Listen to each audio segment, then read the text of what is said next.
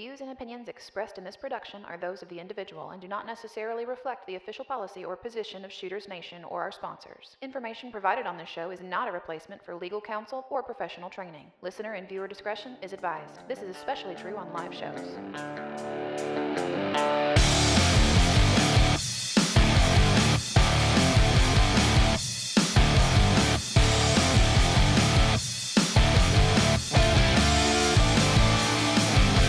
Welcome to the Shooters Nation podcast, the show created for you, the armed citizen.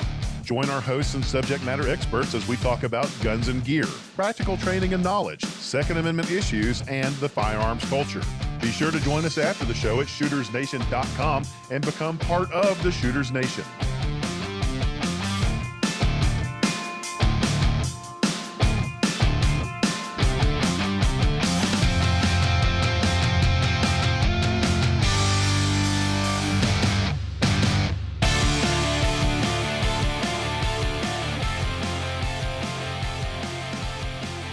Welcome to the Shooters Nation podcast. My name is David Yancey, and we've got another great show for you folks today. But first, let's take care of some business. We want to remind you all that you can connect with us after the show at shootersnation.com and send us feedback, ideas for future episodes. Tell us what we're doing right, what we're doing wrong, and you can also be sure to sign up for the Mail Blast mailing list while you're there. And that's how we keep you informed of what's happening on the show. You can also follow us on Instagram as @ShootersNationRadio and on Facebook.com/ShootersNation.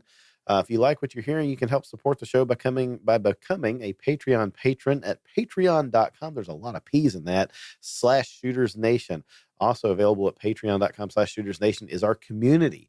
This is the one place that you're guaranteed to be able to interact with our hosts when things get busy everywhere else. And finally, you can help support the show for free by leaving us a positive review on iTunes, Spotify, Google Podcasts, YouTube, etc. Please, please, please leave us a positive review on your favorite outlet, as that really helps other people find the show. Again, you can do that for free. Costs you nothing to say something nice about somebody. Say it about us.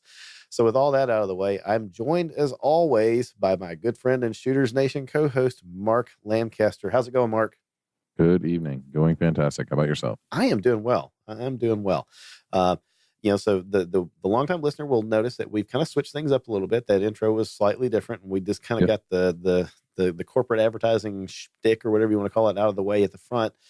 But we're also kind of mixing our format up slightly, where by the time that we record the introduction, we've already spoken with our guest, and yes, we've got a good one tonight.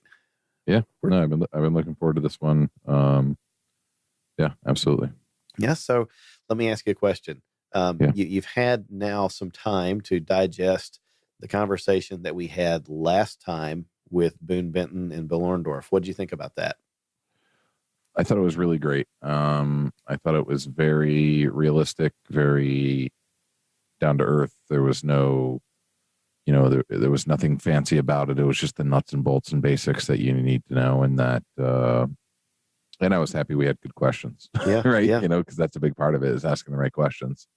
And actually got a message from them afterward appreciating the good questions, which was I received the same. I was about to ask you that if you'd heard back from them, but I received this. That was humbling. That was very humbling. So, it's always good when we hear from our listeners, and we hear from the listeners a lot. I've had several people on Instagram message me this past week, and we've had them on Facebook and stuff talk about how much they loved that episode and how excited they were. And people couldn't believe that we kept the lid on the secret that we were going to have Boone joining us. But it's only like months in the making. Months, right? Man, it was killing me. It was like, we got this really good Christmas present for you guys, but I can't tell you what it is. And so, that was just a fantastic episode. But yeah, the comments from the listeners, always good to hear, good and bad. But to have a guest, almost like within 10 minutes of us stopping recording, we had a message I did from those guys, and it was just, hey, thanks for having us on. Really enjoyed the questions and the conversation, and that tells me we're on the right track. Absolutely. And, our guest tonight did the same thing at the very, the listeners will hear this, and it wasn't scripted. We weren't holding up a sign saying, hey, read this, read these positive remarks about us. But, the comment was, he enjoyed the format. And maybe it's not. Maybe did we stop recording at that point and it was just a conversation between us? But anyway, I don't remember if we were recording at that point or not. I don't remember either. The one microphone that wasn't supposed to be turned on probably was catching it. So, but anyway, the listeners won't hear that either. Who do we have tonight, Mark? Who are the listeners about to hear from? We had Mr. Rob Pincus of the Personal Defense Network and I.C.E Training, amongst many other things. And Rob is one of those. He's a great guy. He's a jokester. I get along great with Rob because he is a sarcastic a-hole, just like I am sometimes. And he's just a kind of a blast sometimes. So that's always great. But he's also probably, and I say this about as sincere as I can, probably one of the hardest working individuals in this gun community that there is. Yeah.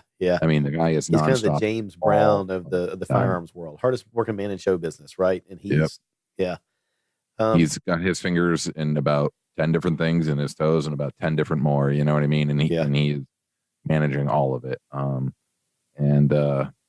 He's a good guy to talk to. A plethora of good knowledge for all of us. And a kind of a very timely conversation, and what I really liked about this conversation that the listeners are about to hear is that, we go after a bit of the New Zealand, the Christchurch mosque attacks in New Zealand that, real recent. It's on the top of a lot of people's minds. You can't turn on the TV without seeing it. It's in the news everywhere. And Rob did what Rob does, and he went at it from a different angle, and it was fun. It was really a good kind of a cerebral conversation to have with Rob, and that's one of the things that he's known for. I like the fact that he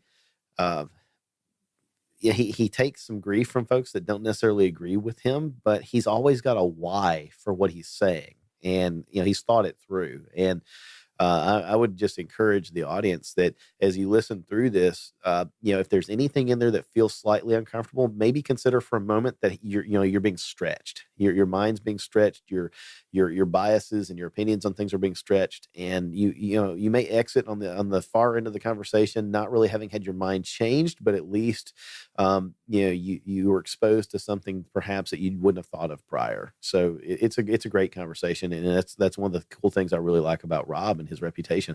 This is the first time I've had a chance to talk to him, and I'm looking forward to the opportunity to do it again. Right. I always look at training, and I always look at education as everything that I'm getting is just different tools for my toolbox. I may never need it. I may stick it in the junk drawer at the bottom, but I've got it if I ever need it. And I have the choice to use that tool or not. But I agree with a lot, everything that Rob said tonight, honestly. And as many of our guests, I really like having all of the options, right, and having them all upstairs and ready to go if I need them. Right. We're very fortunate in this country, especially in this era, where we have such a wide diversity of schools of thought and experiences and backgrounds that we can all take advantage of, and especially in the 2A community, in the firearms training community, the personal preparedness community, however you want to term it. But you've got the folks that are, flick the switch, hardcore, go all in, and win the fight, and we definitely need that. And then you've also got the guys who are slow your roll, analyze the situation, use the right tool, etc. And it's not that the flick the switch, go all in, and speed, surprise, violence of action guys are wrong. It's just that what they're talking about is once you've made that analysis and that's the tool that you're reaching for and it's appropriate for the situation, commit to it, right? And Rob's conversation tonight, I think, is more of an analysis. Stop, analyze, deter, prepare, and then he even talks about it later in the conversation. But when you go all in, right? When it's time to go, commit to it and win the fight. So, fantastic conversation. I love it. And the realistic part of it is being the guy that's going to jerk his gun and run to gunfire and be the hero and save the day is frankly never going to happen. You know what I mean? We really hope, right? Rare So much has gone wrong if that's where you Yeah. find yourself. Absolutely. Yeah, we hope. And yeah, I think that for me, that's one of the things I really like about Shooters Nation and the conversations that we have is that I'm going to use the term reluctance, and I don't know if that's it, but there's a bit of a responsible reluctance that is kind of a common trend that's not the first tool that we go to.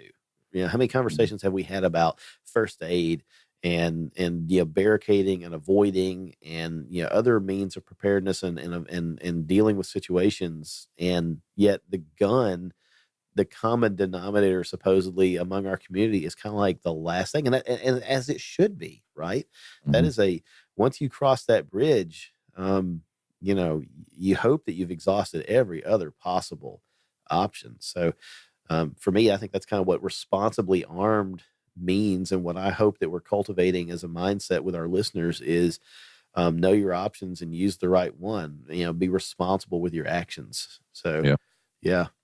All right. So, hey, thanks for setting this up with Rob. I think this was a good conversation. We're fortunate this year. We've had some really good conversations with some, really, really well-known folks. And I hope that, again, as we continue to pursue quality over quantity, this becomes, kind of our trend. So I've got another one in the pipeline, and I'm telling you here live, actually. Oh, no.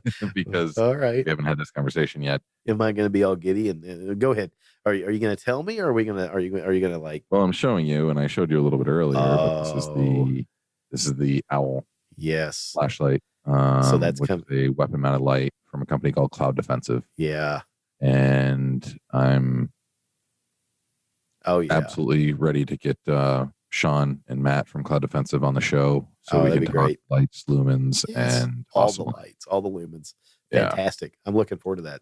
I've been working on one that I've told you a little bit about. I'm not quite ready to announce it yet, but I think those in the audience who, either you're a female listener or you have, an armed female or somebody that is toying with the idea and wrestling with how to be an armed female and still live like a woman and dress like a woman, etc. Working on that, hoping that we can have that guest on soon. And I don't know if it's going to be a ladies takeover episode or if it's going to be kind of like us and, maybe one or two of the ladies, but we'll work it out. But I've heard consistent feedback from the audience that they really love the episodes where the women have been on here and kind of run the show or at least been deeply involved. And I want to make that happen again in 2019. So it's coming, folks. And I know that we're both headed towards the NRA annual meeting next month in Indianapolis. So I'm hoping for good things to come from that as well. So This is an exciting year for Shooters Nation and hopefully for our audience. Well, I don't want to delay it any further. Let's get folks over to the interview with Rob Pincus. What do you think? Let's do it.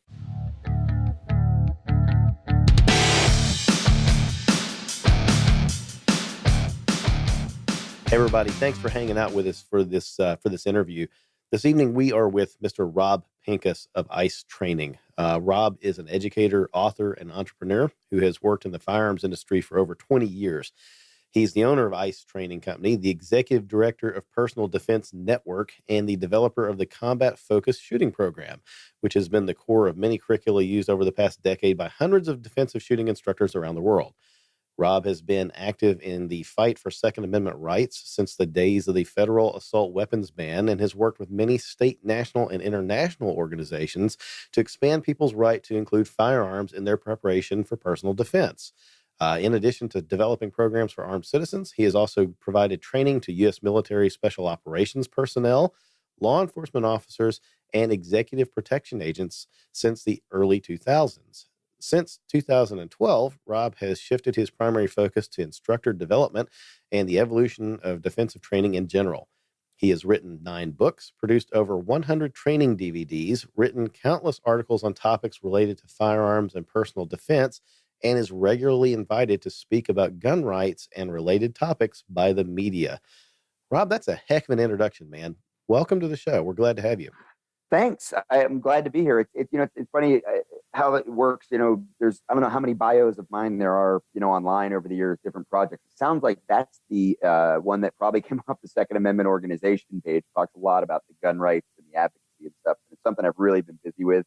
And And I know you guys get not so much into the politics here. It's Correct. about guns and fun and the training, the serious parts, and all that. I think that's great. And that definitely, that bio is a little bit heavy on that because it's something I've really been passionate about. But for 30 years now, I've been a shooter. For over 30 years now, I've been a shooter, and I've been in the gun community, training and teaching and stuff. And I really appreciate you guys having me on tonight to talk about some of that. It is absolutely our pleasure and our honor to have you here.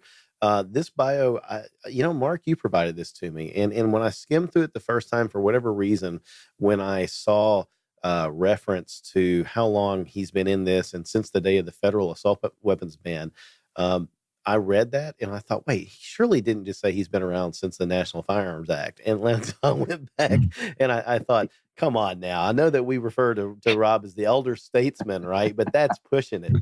So That's a bit much. That's a bit much. So, Mark, I thought, man, I'm not going to read that. So anyway, here we are. So, Rob, tell us a little bit about what life is like as the owner of I.C.E Training. I mean, you spend a lot of time traveling around the country, don't you? Yeah, actually, it's funny. I just, before I sat down to jump on with you guys, I was finishing up a call and had started a social media post. And I do, obviously, you guys know I do a lot on social media, reach out to people, what's going on, try to advocate, try to educate, whatever. And posted a picture. Yesterday, I was for Forest University. Today, I was on the range doing content for Personal Defense Network. And yesterday was kind of a 1,000-mile day. It was 500 plus miles up and 500 plus miles back for a 2-hour lecture and Q&A session on the campus there with David Yamane, who's doing his Gun Culture 2.0. A lot of people know him. He does in the sociology department there. He does a firearms class, for the kids there that are interested in gun issues and gun rights issues and things. So that's my life right there. Like that's what it's like to be the guy who runs Personal Defense Network, who's the EVP of Second Amendment Organization, who's on the board with Walk the Talk America and the owner operator of I.C.E Training Company. Right. Is you don't say no, you show up. And some days, today I was out shooting guns and having a good time doing some gelatin tests, creating content with some great instructors, Don Edwards and Derek Poole down here at my home range in St. Augustine. And yesterday I spent a lot of time in a car on I-95 and lecturing at one of the coolest universities on the East Coast. So that's a pretty typical 30 hours. Yeah, I saw that David Yamane had mentioned that on Instagram today, and he posed the question: what kind of person spends 14 hours on the road for a 3-hour conversation, right? And that's you. And so you're definitely all in on the Second Amendment and the other causes that you're involved in. Yeah, it's definitely something I do. I mean, we all know that there's a lot of opinions, a lot of strong opinions, a lot of personalities. I don't pretend not to be a personality sometimes and have some strong opinions. So I'm sure there's a few guys that would like me to shut up a little bit more often. But in general, hopefully they know that my heart's in the right place, even if we disagree about some of the details. Very good. Well, so I remember seeing the term training tour used in reference to what you do with PDN and ICE. And in the past, you've had some pretty darn cool tour vehicles, right? So it seems like you're a bit of an enthusiast in that arena, too. I've seen an FJ Cruiser, a 4Runner, maybe. Did I see a BMW at one point? I can't recall. He's got the Fiat now, right? Yeah. Fiat 500. The smart car now. Right. Trying to do outreach, trying to do diversity. I'm definitely like a motorsports guy. I'll have been for a long time. My dad had sports cars growing up, and I definitely was into sports cars. I had a Mustang, the old 5-liter Mustang 80s, and had a Datsun 200 SX. It was the first car I really enjoyed driving, and got into trucks when I was at college. Got a Pathfinder back then, and I've done a lot of motorcycles and a lot of racing. Raced when I lived in Nashville. I raced full seasons on the oval track there, and then did desert racing, done the Baja 1000 and the Vegas to Reno race. I've done some other racing here and there along the way. Done lots of racing schools. So obviously, a lot of driving schools, law enforcement, executive protection, a lot of that kind of security driving. More professional, armed professional kind of tactical type driving and stuff like that. So I've always been a motorsports guy. I had gone back and forth through phases of trucks or sports cars and kind of always had the bikes in the background. And the tour really grew out of when the Valhalla Training Center shut down, which was kind of beyond my control, right? The owners that had it, their business, their family business, they decided to shut that down, unfortunately. But I look back now, I say, unfortunately, it was a great place. It was a great era. It was a great time. It really helped me kind of work through some things in terms of what Rob's approach to training is, and obviously helped get my name and our curriculum in front of a lot of people. Mm-hmm. But at the end of the day, it was one of the best things that ever happened to me personally and professionally, was kind of being pushed into, I've got to make this work without this amazing facility and without that branding. And I started, so that the tour terminology started because we did a t-shirt at the end of 2008. 2008 was the first full year of no Valhalla and traveling. And we just did a t-shirt, like a rock t-shirt in the fall. Right. In November. It was like the combat focused shooting tour. And I had taught a lot in Europe that year, and I taught all over the US that year. So it was probably, 40 locations on the shirt, like as if I had done a rock music tour. And we offered it for sale, primarily sent an email out to all the students that have participated in classes and kind of, sold it to them super cheap, put it on the website, and probably sold like 3. But that was really the genesis of the idea of the tour idea. And of course, that year it was like, say yes to everything, because it wasn't, come to Mecca as far as Valhalla. It was like, go anywhere I can to get classes. So we had, I do a class in Illinois, and 4 days later, I do a class in Arizona, and then 3 days later, I'd be back in Indiana.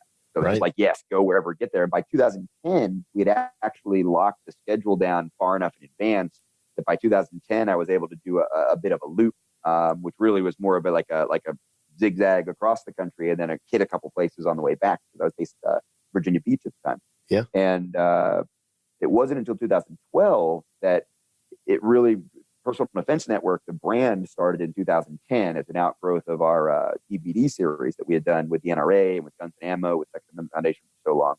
So by 2012, we were ready to actually bring Personal Defense Network in as like the title sponsor of the tour, because it was much more real. And by putting it into PDN instead of making it like Rob or I.C.E, it also allowed us to open up those relationships with sponsors for the tour and kind of do the cool vehicle wrap thing, and bring other instructors who were contributors at PDN to be part of the tour, because I felt like it was a little bit like almost like kind of cheesy to go to a company I work with and say, hey, give me like gas money, because I make my money doing training, right? So like the tour sort of like the tour idea is just a marketing idea. It's like, hey, I'm going on a tour. Well, no I got to go teach classes anyway, right? Right. So I'm going on a tour. It happens to be a loop or a zigzag or whatever. And it really was the Personal Defense Network and the relationships we had with those other sponsors who wanted to advertise and be associated with what we were doing anyway, that made it, okay, cool. We'll do t-shirts, coins, stickers. I'll get the wrap on the vehicle, and I'll enjoy it a little bit more because it's more collaborative. And that's really what drives me, I think, so much, is the collaboration. So makes it fun. This is our 8th year of doing the tour that way. And I really did kind of get tired of driving around in trucks, and the trucks are great. And it's great. I go off-roading, I go camping. I had the rooftop tent. I drove up to Alaska one year, did a lot of cool things with the off-road trucks. Yeah. And just finally, like, I'm getting old, and I've been driving more comfortable, more high-performance vehicles again in my private life. And I decided to kind of, splurge a little bit. And last year and this year, I'm using a BMW X6M. Nice. So it's, people tease me when I call it a truck. I get it. It's kind of this weird beast, but it has a hatchback. It's got a truck vault in it. I own the record, I'm sure, on at least 3 tracks in the Midwest for the fastest ARs around the track, because I actually track the thing. I track it full of guns and ammo and everything else. Oh, But that's it's awesome. 100 horsepower, 4,500 pounds before I load it up. Right. It's almost 600 horsepower supercar. So it's been fun. That's fun. Yeah, it's I've heard people refer to it as a crossover. It's like, I don't care what you refer to it as, but you better bring something if you're going to run it, because the X6M it'll move, right? So how many miles are you doing a year, Rob? The tour is usually just like 20 and change itself, and it's funny. People will think, wow, and that's for 4.5 months. So it's 20 and change in that 4.5 months. But most of the rest of the year, I am actually flying. Like when I was based on the East Coast, when I was based in the Midwest in Ohio, or when I've been based living most of my, quote unquote, free time, I'm minimum 250 nights in a hotel for the last decade. But wow. Some years it gets up to 300. Between marriages, I tend to be more homeless than during marriages. So during marriages, I'm whether I was in Virginia or Ohio, long-term relationship, or Colorado now, where my daughter is, kind of brought me back to Colorado out there. It's very hard to do the driving thing from Colorado. Sure. There aren't that many. You're 6 hours. I mean, I'm 6 hours before I get to the town where I'm a reserve deputy. Right. I'm still inside of Colorado 6.5 hours later. So, and if I go the other direction, it's 8 hours of Kansas before I hit anything.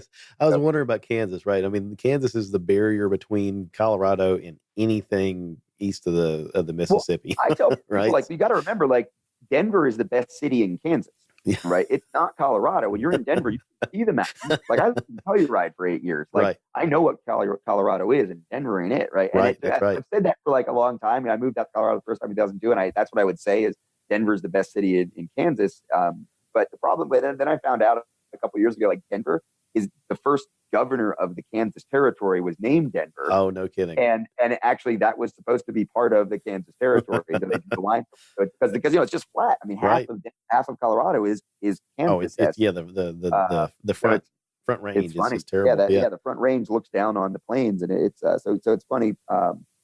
One of my best friends and a great instructor from the Valhalla days, former Navy SEAL, now a cop in Colorado, lives out there on those plains in brush east of Denver, and it's just like, wow, man. Yeah. I see why you went off to become a Navy SEAL, because landlocked on the plains, like, yeah, give yourself a right. Yeah, one of my favorite towns in the United States is in the San Juan Mountains, Ouray, and so sure. just neighbor of Silver. Telluride. I'm a deputy in Silver. It's definitely different. No, Ouray is amazing, and you probably know if you've hung out there. Ouray was actually like the model that Ayn Rand had in her mind for Gulf. Yeah, absolutely. Once you go past that back end, Telluride really is a box canyon on the other side of the mountain where I live. Right. That you can't get out. Once you go in, you go out the same way, and it's much more of sort of the geography of the gulch. But when you sneak through Ouray and go up over that mountain pass, that's where Silverton is.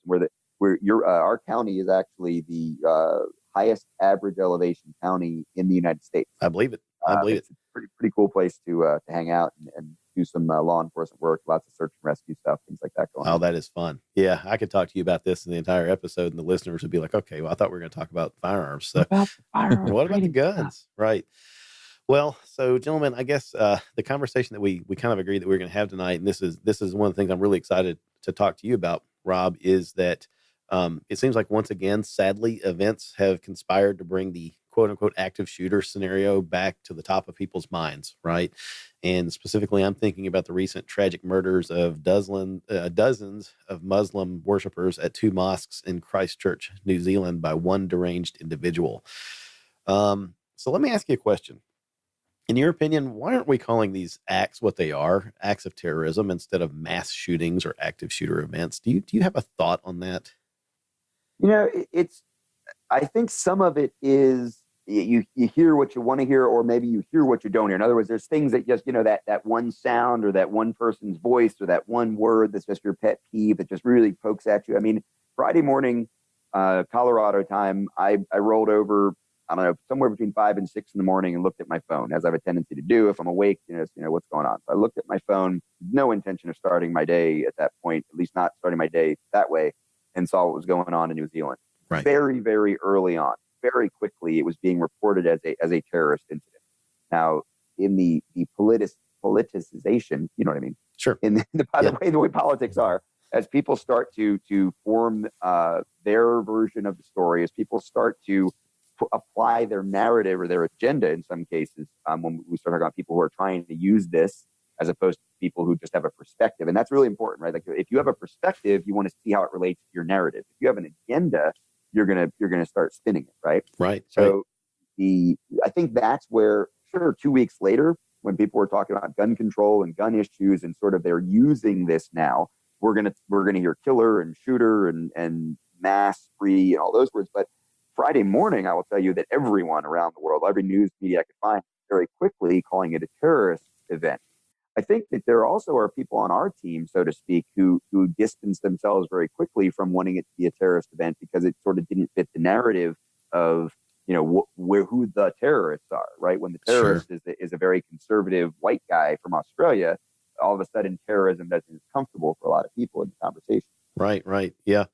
I think dead on with the fact that you kind of key in on the thing that is annoying to you. And for me, I've just found myself asking that question sort of rhetorically over and over is why do we keep, why do we keep calling them mass shootings or active shooter events? Active shooter is a term that's a law enforcement centric term. It's an active shooting situation.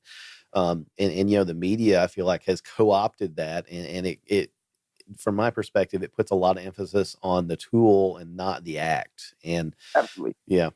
What's funny is I called it, so I was referring to it as a spree killing, I said that's he a was good spree term. killer, right? Yeah. So, and what's funny is, so a couple of people in our community, in the training community, like who are like not guys sniping, not trolls, not anything. They showed up on my Instagram like, hey, I'm curious, Rob, why you're using that term as opposed to and it was spree, and I completely misread it because I had hashtagged it active shooter response.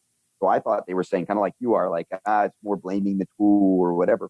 And I went and I explained, and it was like, few sentences, a good paragraph or two where I said, look, I understand what you're saying, but the reason it's the hashtag active shooter response is I'm an educator, right? At the end of the day, I'm an educator and advocate, and people are searching for the people that I think need this information, talking about being ready to fight, respond, and why we need guns, human or self-defense is a human right, all these things need to find this. And if I want them to find it and I just pick like what I want it to be called, they may or may not find it. Sure. So the news media is saying active shooter response and they had said like nobody uses this term. And I was like, well, Department of Homeland Security used the term, the FBI used the term, the ALICE program, which is one of the biggest programs in the country on active shooter response training for schools, and especially they use that term. Like Ryan Hoover used the term. Aaron Giannetti, my partner at the gym, and who's become one of the leaders in active shooter. I was like, guys, I don't know what you're talking about. Like everybody used the term.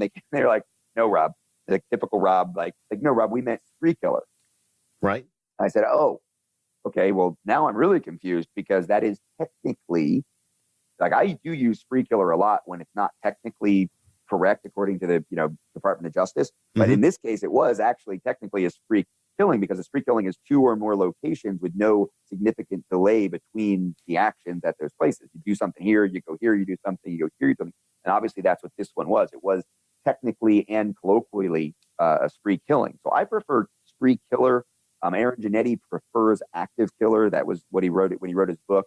But I am very, very quick to say, you know what? We've already spent too much time talking about minutia and details and our pet peeves, our preferred language. If you want to call it an active shooter, call it an active shooter. If you want to call it the people were killed by a gun thing, I'll go with you as long as you're going to listen to what I have to say. I want you to find it, and then we'll worry about correcting the terminology later. Right now, I'm worried about what you're going to do if you're at one of the places where a gun is killing people. Right.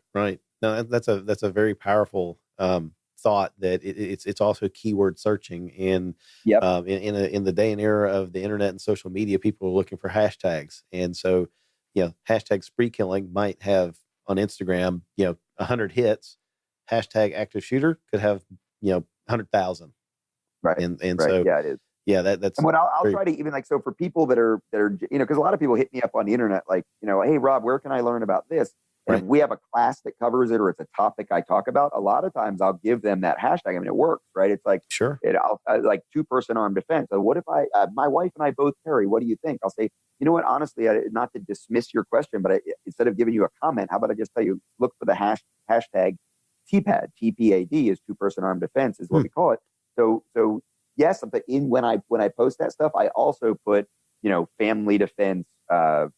Friends with guns. I put things that people might find through their own natural organic SEO, but I try to embed some things that are ours, like SARC. SARC is our school attacker response course. So since just after Sandy Hook, we developed a curriculum and certified instructors all around the country, in fact, some overseas too, to run these free seminars for faculty, staff, and kids with what to do, right? And it's not what to do, like get your AR, because guess what? Teachers and kids don't have ARs. So like, what else can you do?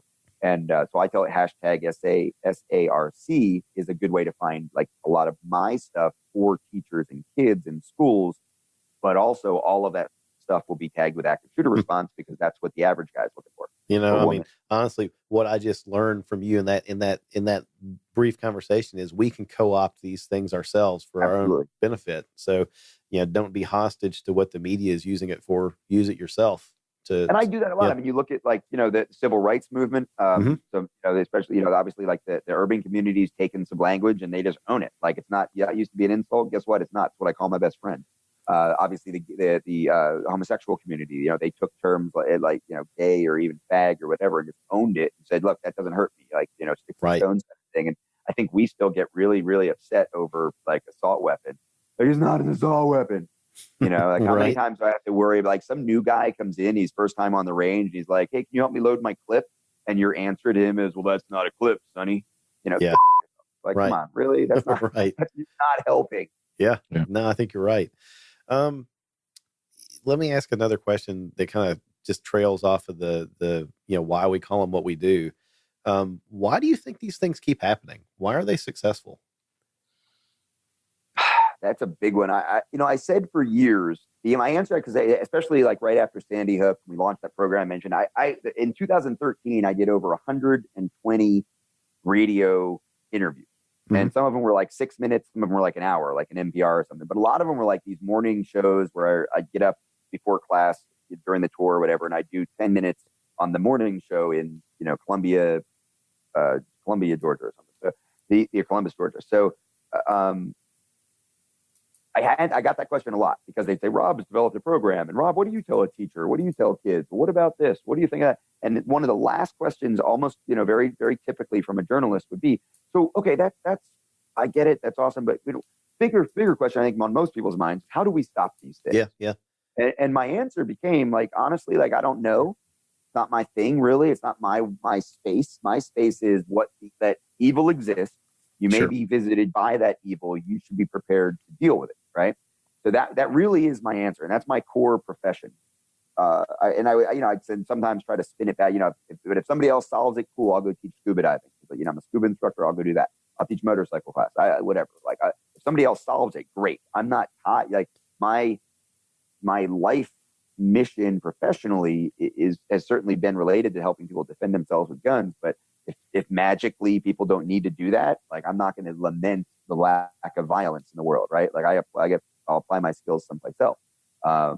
No big deal. In fact, the Earth's better that way, I would think. I can certainly admit that and say I don't think it's real. But yeah, if you can do that, snap your fingers, make all this go away, cool, I'll move on. But I don't have a solution. Now, that was really my answer, and it's a very sincere answer. Yeah. Not a flippant dismissal. It's just like, and I don't know how we even think about doing that. Right. Well, over the last few years, I have gotten much more active and much more educated in some ways, educated in definitely in some explicit ways in terms of some of the mental health, the issues we have with our mental health community and mental health treatment inside of the U.S. There's things that we can do. There's conversations we can have. There's absolutely things we can do in terms of sort of just, you know, things like if you see something, say something, right? Calls it like you go back to like San Bernardino, right? There was that neighbor that saw all kinds of suspicious, weird activity. And then you go to, and I don't want to go too far into the politics. I know that you guys try to avoid that, but I will say, you know, with my Second Amendment organization hat on, with my Walk the Talk America hat on, that everyone in the gun community knows that story, right? Like the neighbors saw this suspicious activity, but nothing got done, and they didn't know what to do. And there was like this reverse political correctness, or this political correctness thing where they reversed their, you know, if you see something, say something. They didn't want to say something because they didn't want to be perceived as being racist or whatever, because it was, you know, people of a different race. Right. And then after Parkland, you know, a little over a year ago after Parkland, everybody, you know, we know, well, I mean, if I ask the average, you know, guy that comes to a class, you know how many times that kid was talked to or was the police were called about him? 37, right? We all like, okay, 37 interactions with the Broward County Sheriff's Office, and who knows how many behavioral issues that came up in school, and we all are mad because they buried it. They didn't act. They didn't do anything. Right. What happened? Well, over the last year, there's been a trend for, you know, what we call red flag laws or emergency protective orders have been created as a tool to fill that gap, to give the authorities a tool. And naturally, the anti-gunners have jumped on a lot of that and kind of created it as they've weaponized that tool against gun owners in many states and in many conversations. But at the same time, I have to have my integrity hat on and say, we've been saying, why don't people do things, or how can we affect this, or how can we get ahead of it? So somewhere with a due process and a path to restoration of rights and, you know, very clear penalties for false reports and abuse of the system, there is a conversation to be had about, well, how do we get in front of these things? How do we stop them? Because there are people who exhibit behaviors, people who are at risk of the mental health community. I've worked very closely with them over the last couple of years in ways I never even thought I would or could, 5 or 10 years ago. So my answer is better now. My answer is, yeah, there are some things we can do as a gun community to be more aware of what's going on around us. There's things we can do as individual gun owners to control access and make sure our guns don't get, grabbed by obviously like a thief, but maybe even it's that family member that we know is going through a tough time. And I look at it this way: when we started working with the mental health professionals for WTTA, one of the things that obviously it's a not-profit. WTTA is a charity organization, right? It's a 501c3 nonprofit started by Mike Sedini. So the only way we get work done, other than just volunteerism from the board, and we get a lot of that, we do a lot of that, but is also through support from people in the industry. So, Brian King at Rick Davidson's, Lipsy's, we've got, Gun Vault. We've got people who are paying money or providing physical things that we can do, and we can do these projects with. And then we provide money to places like Mental Health America, where we invest in some of their programs and their consultation, and they help us flesh out our message because we're not mental health professionals. We sort of need them as allies. And they also allow us, access to the mental health community to educate them about gun ownership and things like that. So we were having a call, I think it wasn't a meeting, it was a call, and it's kind of like we know that people in the gun community would pay money. They're very, very serious about this idea. The same question you originally asked, right? And you guys know I'm sort of long-winded and answer by tangent. So I'm gonna get back to how do we get in front of these things? How do we stop them? Well, everybody in the gun community, if whether it's Lipsy's, Davidson, whether it's Eagle Imports, whether it's I.C.E Training Company, if you told us, hey, if you gave $4,000 to this project, we could stop a school shooting in that might happen in Texas. Well, how are you going to do that, Rob? Well, mental health community would largely say, yeah, that's sort of, the needle in a haystack doesn't even begin to touch like how hard it would be to try to screen for who's the next active shooter in a school system the size of Texas, right? Like there's not even really a place to start. Well, in doing the work, like in doing the research and kind of looking at the profiles and then looking at what we can do, well, suicide prevention is huge, right? And if depending, I don't care whose numbers you use, like if you say it's 33,000 and Mark, you might say it's 31,000 and I'm going to say it's 34,000. Something between 30 and 35,000 for the last year we have numbers is probably the number that we would all agree in that range. There's over 30,000 people that die by bullets coming into their body from a firearm of some kind in the U.S. When you look at those numbers a little bit closer, you find out that, somewhere less than 1,000 of them are what's considered justified. In other words, police officer shoots a bad guy. Sure. Right? Good guy shoots a bad guy. Right. And then we've got 62% was a number I saw yesterday, according to Professor Yamane we mentioned earlier. And that's about right. Somewhere between 60 and 70% every year are suicides. So it's purposefully self-inflicted wounds that result in death by firearm. So we've got a number of 30,000. We can cut that number by almost two-thirds down to 10,000. That's a much less politically powerful number. And by the way, also 20,000 people aren't dead. Right. So I think it's really the suicide prevention is really where we can start to see an impact very quickly. We can start to see the path to an impact very quickly. But here's the magic. Here's the answer to your question. And this was verified by people that were on that call when we were discussing kind of what projects we wanted to work with them on through WTTA. I said, so I'm not a psychiatrist, psychologist, any of that stuff, right? I've been through a few hostage negotiator schools, and I spent a lot of time reading, the DSM-3 and then the 4 when they came out. I haven't even cracked the cover of 5 because it's not where I live right now. Right. But in these conversations, I realized that we're diagnosing certain things. We can screen for certain things. WTTA has free screenings. You guys have free screenings. Everybody's got screening tests for suicide prevention. And when I look at the at-risk factors, when I look at the list of things that make someone we should be keeping an eye on, or somebody maybe that doesn't need guns in their lives right now, or somebody that we should recommend, talk to a therapist, or maybe one of our veterans that might need to go into the VA or find a friend, right? Or we want to reach out to that guy. Right. When we see those risk factors stacking up, there's a huge overlap in the risk factors in the population, that very small sample we have of spree killers, mass shooters, active killers, whatever you want to call them. So my pitch is, does the mental health community, would you really push back at me if I were to say to somebody, look, if we put a really assertive suicide prevention program into the school system. Right. We put the screenings in there, the conversations, the resources. We raise the awareness of mental health issues inside of the gun community, inside of the school systems. If we get way ahead of when somebody might have these factors start to play out, right? Is it not an argument that if we were to cut suicides by 5,000, we might also have stopped one spree killer, mass shooter, active shooter that we would never know? We'll never know. But because the traits overlap so much and so many of these spree killings end in suicide, isn't that a fair argument? And no one in the mental health community has said no. They said, well, we're not going to go try to raise money or bang a drum to say this program is going to stop an active shooter.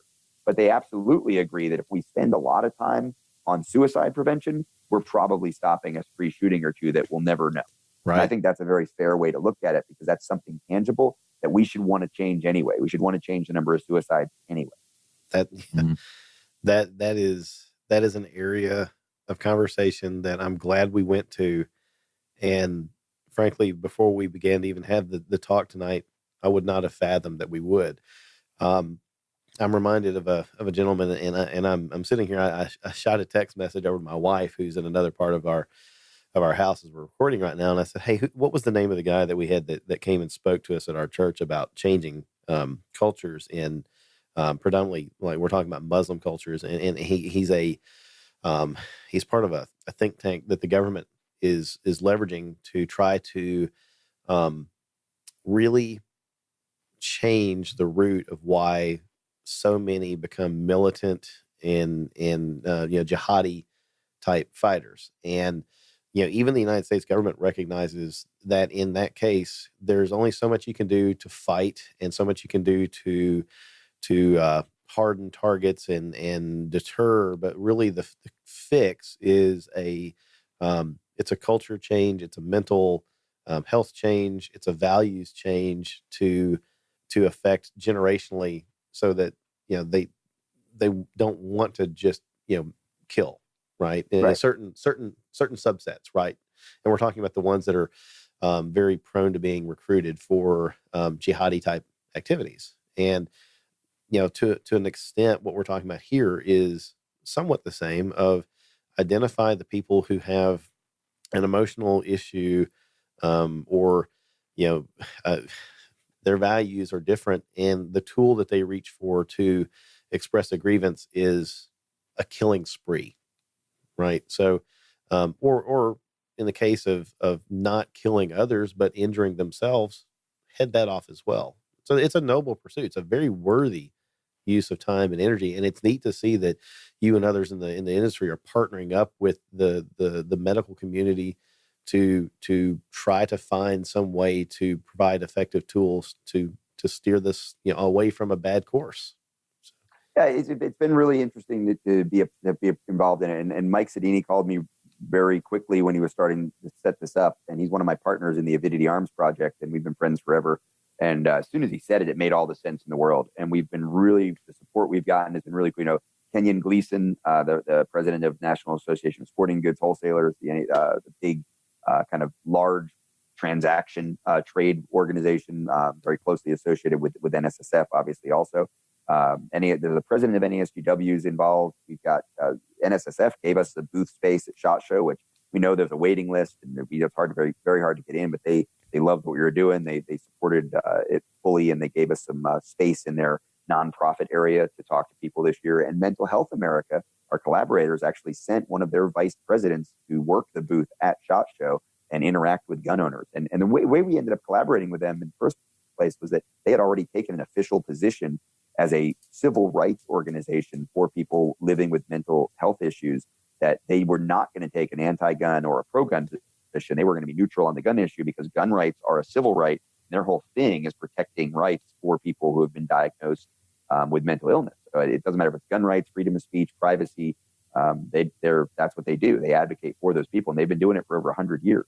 Wow. So they're cool partners to be with. Very cool. I mean, what gets me is how much better of a place would we be in if people that focus on the gun rights would focus on the mental health rights instead? You know what I mean? And it's like as simple as now they're talking about the assault weapons ban in New Zealand, banning semi-automatic rifles, so on and so forth. It's like, at its simplest level, murder was already banned. And Sure. that didn't. It was already illegal. What makes you think this is going to? Right. Like, And that's the thing. People So are smarter than this. they will. And that guy was not dumb. I mean, I knew that by 6:30 in the morning, I had already seen the video and the pictures and some of the other stuff that came out of that. And you look at and had the copy of the manifesto as well. And it was like, this guy isn't dumb, right? Like, you can't dismiss this guy. Timothy McVeigh wasn't dumb, right? And when we think about radicalization and the way this guy, whether it was from a white supremacist, eco-fascist, I don't care what label you want to put on the guy was radicalized, the guy was motivated, the guy was educated. One of his magazines had Cyrillic writing on it, like commemorating the names of Serbian fighters, royalty, and generals who fought against the Ottoman Empire and the Turks going back to the 1300s. He had 500 years of Serbian history in Cyrillic on one magazine that went into his AR. So it's like you can't call this guy dumb, right? He would have found another way. And I don't put I think there's a lot of misinformation and disinformation in that manifesto and in some of his statements, purposefully distracting people from things. But that's not the act of an idiot, right? That's the act of someone who's definitely, you use the word deranged. I think that's a good word. I've obviously working with mental health people, I have to be really sensitive. I can't just call him a wackadoodle. Apparently that's not a fair right. But I think deranged is fair. Sociopath and psychopath aren't words that are used clinically anymore, but I think locally we know what they mean. It's a little bit soft to just say he had an extreme anti-personality disorder, but that's sort of where the terminology is sometimes. But this guy was radicalized, and you were talking about Muslims in the Muslim community, but we've got radicals in the Timothy McVeigh was a radicalized militia member, going back to the federal, not the NFA, but the federal assault weapons ban era that we were talking about earlier. So you had the abortion clinic shooters during the 80s and the 90s and stuff. So radicalized, on all different fronts. Let me ask a question about how these organizations like churches and places of worship, what do these organizations need to do better to deter these types of events, other than trying to fix the human problem of what motivates people to do acts of evil like this? What can they do themselves to deter themselves from being seen as soft targets? I think there's a couple of things. The first one is denial, right? So it's the first thing you have to come over is it can't happen here, or they're so rare it doesn't, it's not something we need to worry about. And I think good and bad, right? Like that has set in, I think, for the vast. And now you see church security seminars, you see schools bringing in active shooter. Even if you'd have asked me 15 years ago if the government of the United States would ever put out a program that told kids and teachers that they were literally and explicitly need to be prepared to fight. Yeah, I would have bet my Norinco pre-ban guns that no, that's just no way. I'll put the guns up against it. Right. So when I was shocked when they went to Run, Hide, Fight, that program was developed in Houston and then took national. It was taken nationally by the FBI, brought it to the White House's attention, the Department of Homeland Security, and now we have Run, Hide, Fight. And I get people like guys who come to classes and guys who carry guns most days, and guys that have quick access safes in their homes, and women who look at some of those programs and they're like, well, you're telling those kids they're going to be able to fight back against the gunmen, and that's not good enough. I get that, but I'm just proud that we got to the point where we're telling kids to fight in school, right? Because for starting, even when I was in school, you get a guy who's bullying a kid in a wheelchair, and you go over and you grab him by the shoulder, you're getting suspended, right? Like we've been telling people, fighting is not okay no matter what for like a couple generations now. So the fact that we're finally getting to the point of, oh, and by the way, the special guys with the special tools might not show up. You might have to defend yourself. That's important. So I think culturally in the U.S., we have gotten past, I think, this denial issue. Now, locally, some churches are very, very proactive and some aren't. Some have no idea. I've taught many, many programs at churches, and the security ministry is a term that I hear, more and more often. The people that are dedicated to church and volunteering to help people understand safety and security issues, or the church safety ministry is another one that comes out in the Christian churches all across the country. So I think those terms are more common: church security, places of worship, looking at not being soft targets, however you want to term it. I think I'm glad that we're kind of past the denial thing. That's really important. The second thing then, unfortunately, that I think we haven't done a super good job of in those circles all the time is sort of identifying the real threat, right?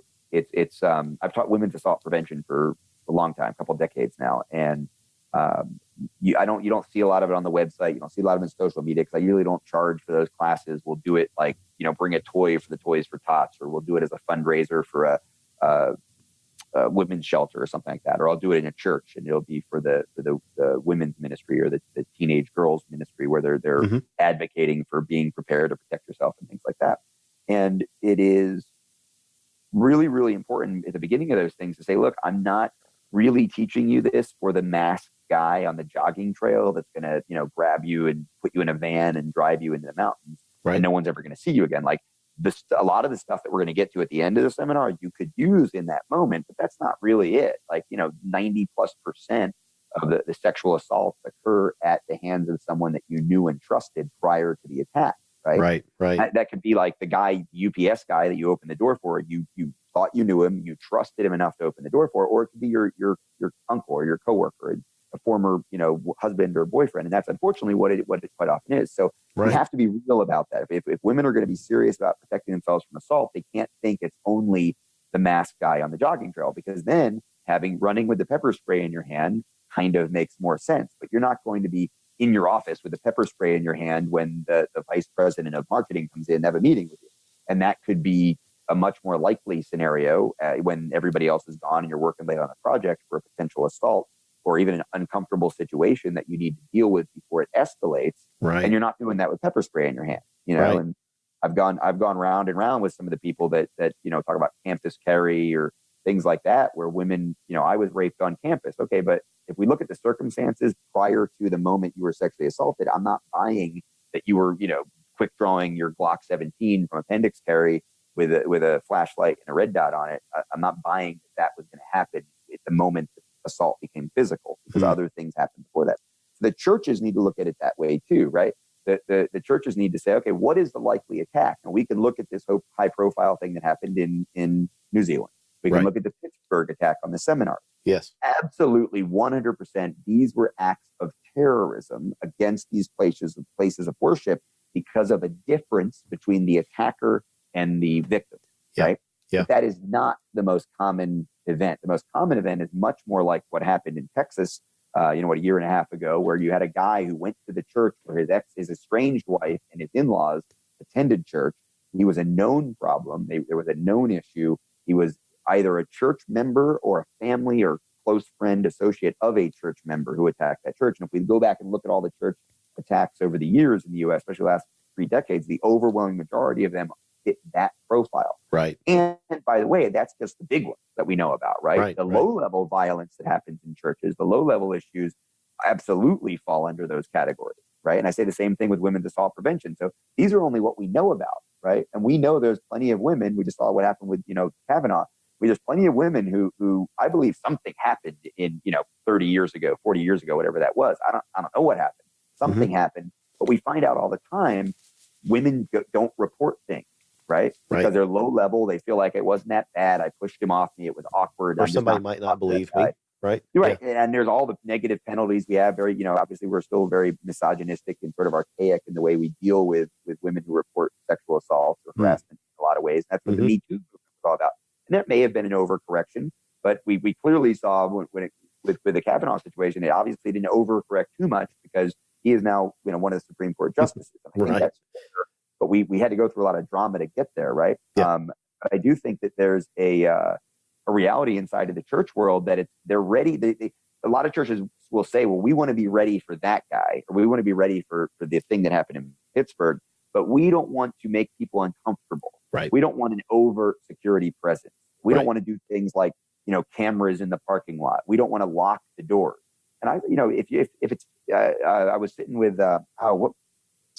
Bill, and I'm trying to think of his last name.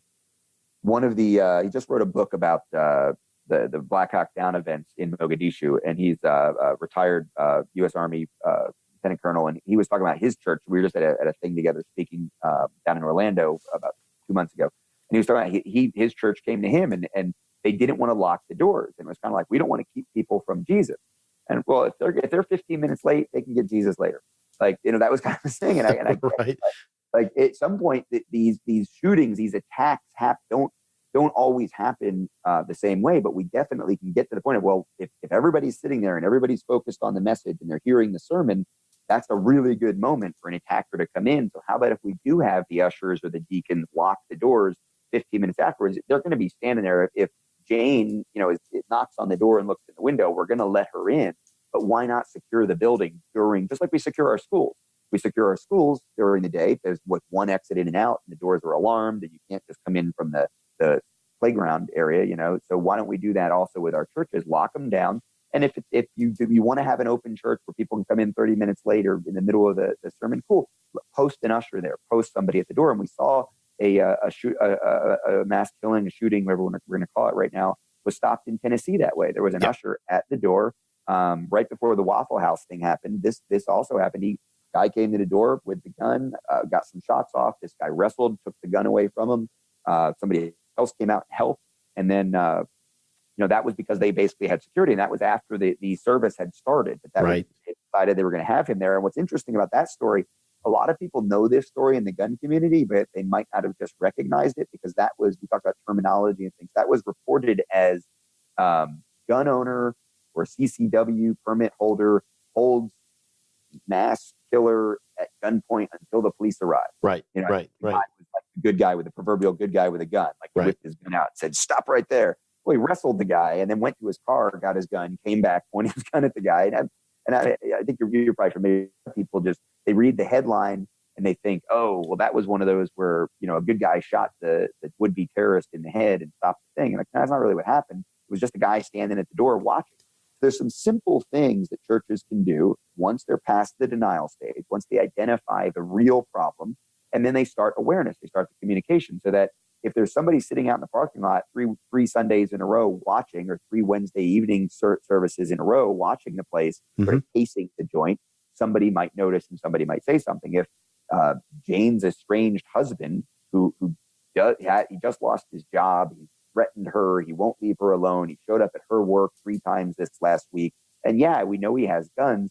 Well, okay, maybe Sunday afternoon, if that blue pickup truck that her estranged husband owns pulls him in a parking lot, maybe we need to be looking for that. Right. There's some awareness things and some simple kind of barrier to entry things, communication things that go a long way.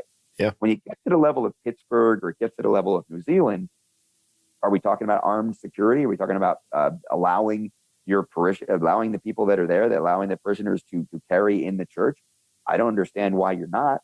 Right. I'm a right to carry guy. Like, I don't know why you would say to somebody like, well, we have the church security team, but we are going to restrict your right to carry a gun. Right. Yeah. Like, how about if we just say right to carry? Like, you can carry at work, you can carry at church, you can carry walking down the street. And then as a community, obviously, we're going to encourage responsibility and training and practice and all that. But I think if you're looking at Pittsburgh or you're looking at New Zealand, the answer isn't snipers on the roof. The answer really is more people prepared to defend themselves in the way that they choose. And that's going to mean more armed people in that church prepared to respond when something like that happens. Agreed. When all these things happen, I always like envision in my mind a guy in a yellow shirt with a black writing on across his back that says security with a leather Galco strapped to his hip, and he's wearing polos, and he's just crossing back and forth in front of the door. And I'm always visioning this, like, this would have stopped all of this. That's exactly. Yeah, that would instantly have done a lot. If just that guy, just the presence, right? The deterrent. Don't appear like the hard target, right? Right. Because 9 times out of 10, as soon as these guys meet resistance, they're done. Yep. You know what I mean? It's absolutely. It's I think 99 times out of 100, you're right. That they're going to do something else. Now, again, I always say evil exists, right? I said earlier, evil exists. You may be visited by that evil and be prepared to deal with it. So one of the things that people will, but he's just going to go down the road and shoot up another church. Okay, well, that's that church's problem right now, right? Like, so I do think that's a big part of it. When you go, you look at like the Jewish community in New York City, all around Manhattan, you walk around, good neighborhood, bad neighborhood. I don't care where you are. I mean, you're up on the Upper East Side. You're going to see security out in front of the synagogues up there, and they're that's pretty standard, right? Right. And maybe 10 years ago, it was only immediately after something like what happened in Pittsburgh, but it's pretty standard to have that. And just the presence keeps, even if it's just some drunk idiot with a marker that's going to draw a swastika on their door, and that's all he was going to do because he was drunk and he was, had no real hatred. He's not, anti-Semitic. That was the dumb thing he was going to do. And that community stopped putting up with that kind of stuff a long time ago. And who knows how many other much more serious issues that has stopped simply by posting security. Yeah. The video footage of the New Zealand shooting, this guy, he live streamed his attack or a lot of it. My first response was, I don't want to watch this, but then I thought, no, there might be something to learn here, not to celebrate the act, but maybe to honor the dead by learning a lesson. And Absolutely. He was very unopposed. He walked straight in. He walked past people on the sidewalk with multiple firearms on him. He walked through the front door and just began to shoot. And he got that far. He got into the inner sanctum of these people's place of worship, and it was open season on them, unfortunately. And that deterrent, the presence of an armed guard, whether we're talking about a church, a synagogue, a mosque, whatever, is, I believe that these people should be able to worship without fear of being injured or otherwise molested by somebody that just wants to hassle them, right? And so, like you said, the armed security of the synagogues in New York City is a deterrent from some idiot walking up and drawing a swastika, or an idiot walking up with a shotgun and trying to lay waste to the congregation. So it was a shame. I really hope that, and I guess in New Zealand, it's a lost cause now because one man, the shooter, is now the most powerful man in New Zealand because he just changed the gun laws for everybody. And so, Rob, we don't talk about a whole lot of like partisan politics, but we definitely will talk about Second Amendment type politics, right? Because that's part of the Second Amendment culture. But over there, golly, now those people can't even. What's it going to be like for the next mosque that wants to improve their security? They can lock doors, they can have cameras, they can what have you, but now their ability to be armed and provide an armed response or a deterrent seems to be greatly diminished because one guy committed a heinous act against 50 some odd people. It is, I don't know, dumbfounds me. What was the Ben Franklin quote? Anybody who would trade freedom for safety deserves neither. I'm probably loosely paraphrasing that. So, yeah. It is. And, they obviously, they're very, I learned, I would have, back to some of my early statements last Friday, I was lumping kind of New Zealand and Australia together far too much. I knew that New Zealand had looser laws. I didn't realize how much looser they were. I mean, last week, the laws in New Zealand were very much more like, California or maybe New York than Australia by a long shot. Right. It might have been better than New Jersey, quite frankly. So in fact, they were for a lot of people. So after Port Arthur, what really got Australia shut down, New Zealand did change their laws, but they didn't go draconian. They didn't go full Australia, right? And this guy, people have pointed out, this guy was Australian, and he went to New Zealand. And my impression is there's no evidence that he went to New Zealand because he could get guns. In fact, he explicitly says, and again, you got to take all that with a grain of salt, but he says his plan was to spend time in New Zealand and sort of like prepare his life and try to find peace or whatever. But he was eventually thinking when it turned this level, he was going to go back to Australia.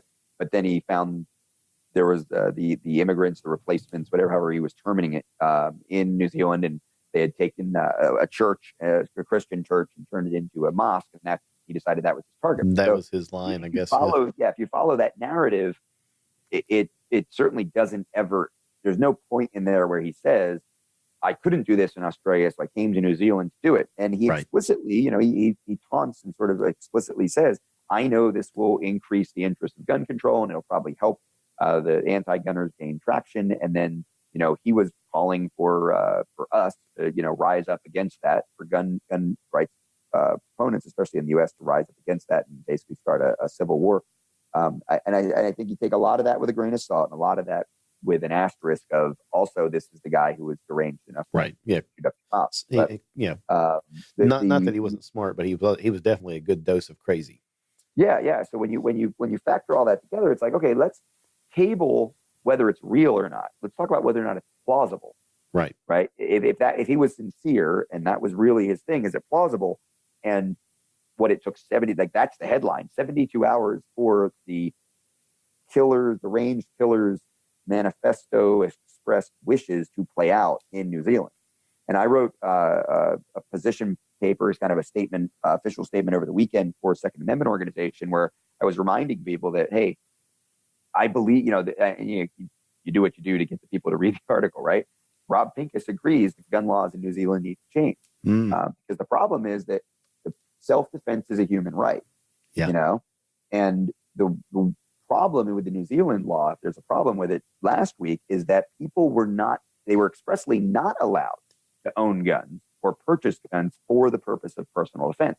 Now you could own a gun for sport and use it in explicit act of personal defense, and you weren't like magically sent to jail. There was the same types of laws that exist in many of the states here in the U.S. exist there, as far as the moment that you use this pen to defend yourself, use a gun to defend yourself, it doesn't automatically mean you're going to the pokey, but you can't buy it for that reason, which obviously means you can't carry it for that reason. And that community isn't one that the culture there wasn't one that encouraged or even understood that as a right. And I think that's part of it. You see this guy walking down the street with a gun. There's not like a guy with the 3%er like sticker in his window isn't out there driving around like, oh, that's the terrorist guy I've been thinking about, right? Like that person doesn't exist there. This is what I've lived my whole life for. Right. Yeah.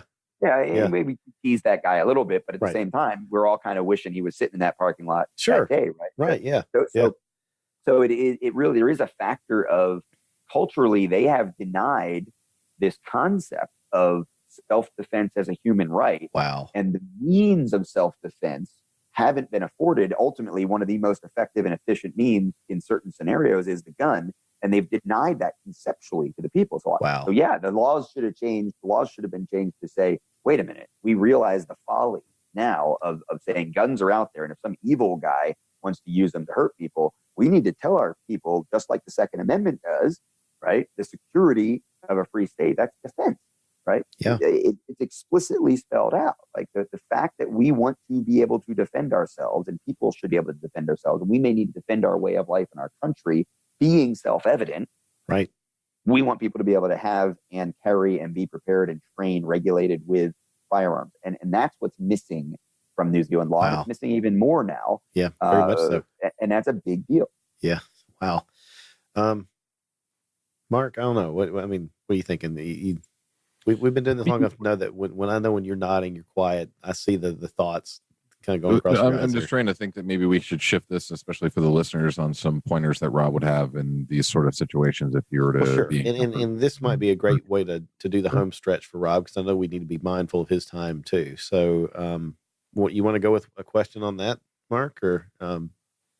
Yeah, I mean, so it's so dynamic. There's so many different situations and so on and so forth. But maybe some, a top few things to keep in mind, or top few things to be looking for, or top few things, so on and so forth. That if you could, elevator it, so to say. Yeah. So, 3 things we teach people: evade, barricade, and respond as necessary, or fight. Those became our mantra 3 points.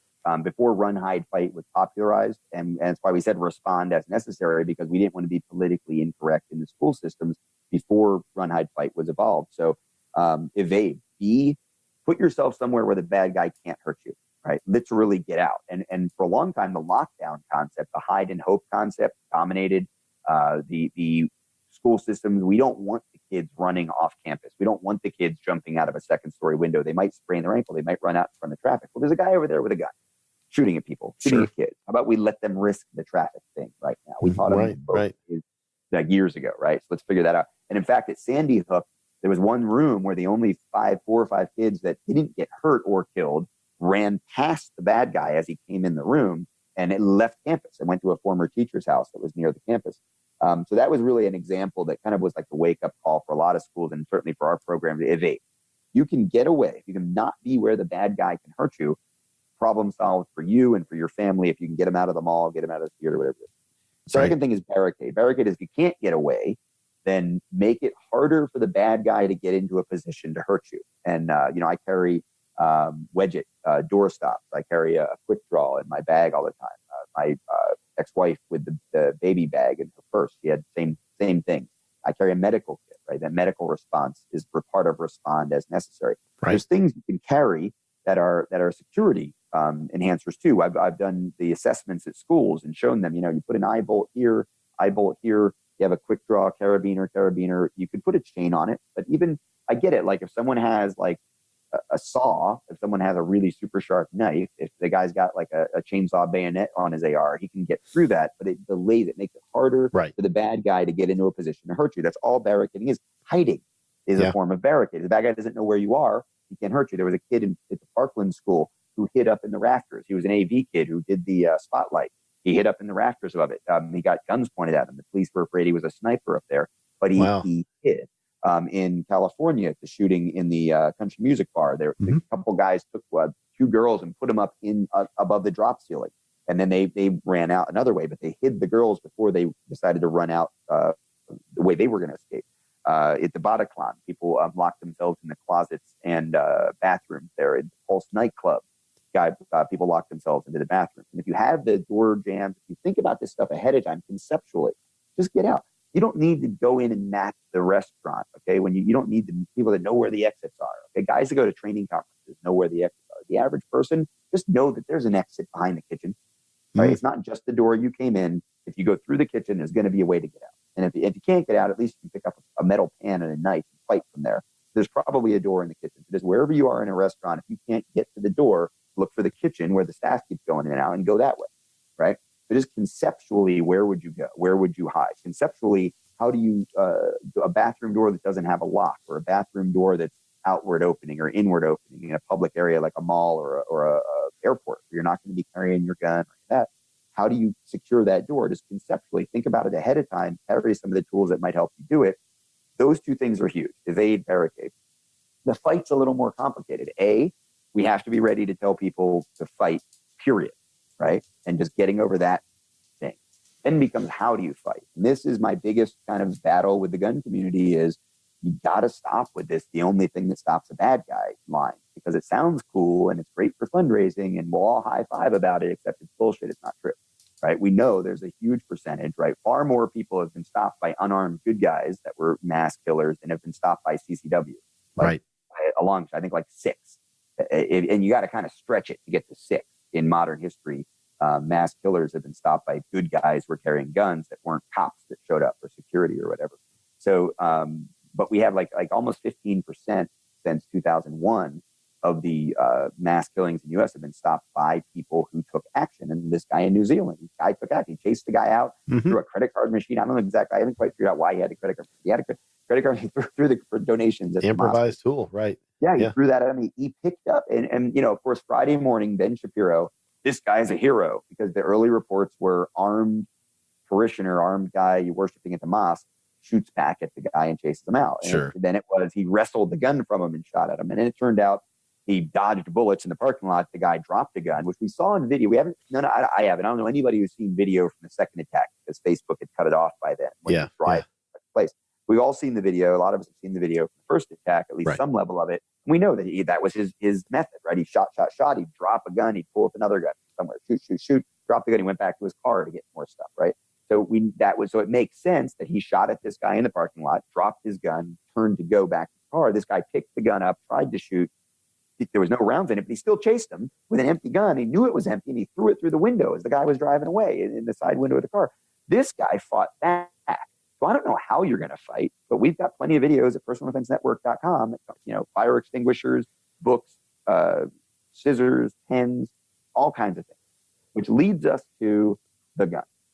And this is kind of, the 30 seconds. This is the elevator. It's an escalator pitch. It's like, okay, if you have a gun, using the gun to defend yourself during a mass shooting, spree killing active shooter is the same as using a gun to defend yourself in every other scenario you've envisioned, except there's probably going to be a little bit more chaos, right? I mean, you think about it. If you're in the mall and a guy comes around the corner with a knife and charges at you, like if you're a CCW or you've trained for that. If the guy comes around the corner with a handgun, you've trained for that. The guy comes around the corner with an AR, that's the same thing. It's just outside of that moment, it seems really, really different. The context is completely different. But think about it. If some guy's like stabbing people in the mall and you're on the other side of the food court, you're not going to whip your gun out and try to headshot the guy 50 yards away with 200 people in the food court with your, P365. Right. Not what, you're Mr. Jerry Mitchell. You're not doing that. So stop it. Right. But on the other hand, if you're barricaded in that public bathroom in the mall and the guy kicks the door in and comes around the corner, well, how is that 15-foot shot with your concealed carry gun with your family behind you in that public bathroom or in the storage room at the Foot Locker that you were hiding in the back of the store where you barricaded? How is that any different than your bedroom with your family behind you with the guy kicking the door? And we make a big deal about some of this, but a lot of what I see when people talk about active shooter response for the armed citizen, people are like fantasizing, quite frankly, about like being like mini SWAT guys. Like, I'm going to be a one man. I'm going to slice the pie and I'm going to do this. I'm going to do that. It's not your job, man. And we know that cops shoot other cops. Cops shoot security guys.